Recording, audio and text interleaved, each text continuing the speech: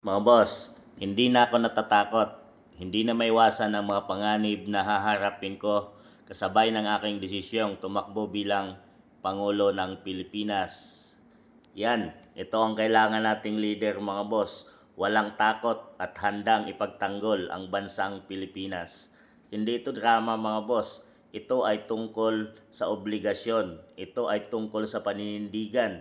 Ito ay tungkol sa labanan ang mga corruption sa ating bansang Pilipinas. Ito ay tungkol sa ipagtanggol ang ating bansang Pilipinas laban sa mga masasama kagaya ng mga laganap na ipinagbabawal na gamot ngayon sa ating bansa mga boss na lalong dumadami talaga at nagbabalikan na naman. Talagang ito ay panganib sa ating bansa at sa ating mamamayang Pilipino. Ito ang kailangan nating mga boss. Tunay na leader mga boss. Matagal na siyang nagkaroon ng panganib mga boss nung siya ay maging Vice President ng ating bansang Pilipinas. Umpisa yan nang kumalas siya sa administrasyon ni PBBM mga boss at talagang doon ay binira na siya. Talagang samut-sari na ang mga kasong isinampa sa kanya, impeachment trial.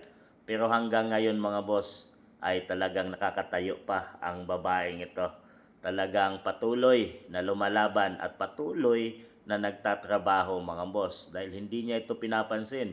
Talagang iniikot niya ang buong bansang Pilipinas para sa kanyang trabaho.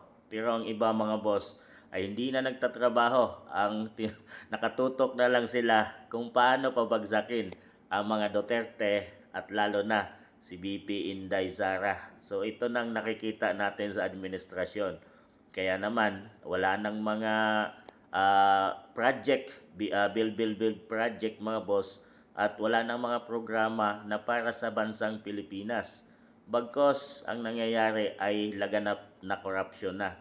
At kahit pa ito ay hindi pa rin nasusolusyonan mga boss dahil tinatakpan nila kung dumating na sa investigation na tututok na sa kung sino ang punot dulo or ulo ng mga korupsyon mga boss. Talagang ito ang babae na talagang nakikitaan ng taong bayan na siyang pupuksa sa laganap na kahirapan, sa laganap na korupsyon ng ating bansang Pilipinas. Kaya humanda na ang mga taong nagpayaman or talagang walang pusong nangungulimbat sa kaban o sa pera ng kaban ng bayan mga boss.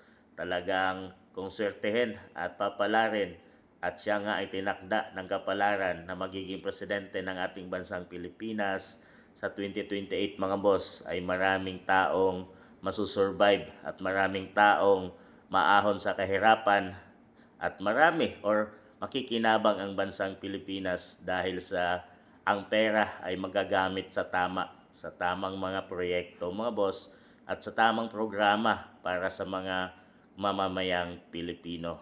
Ngayon ay hindi natin nakitaan ng tamang paggasto at tamang mga pagpaplano para sa ikaginhawa ng bansang Pilipinas at ng mamamayang Pilipino mga boss.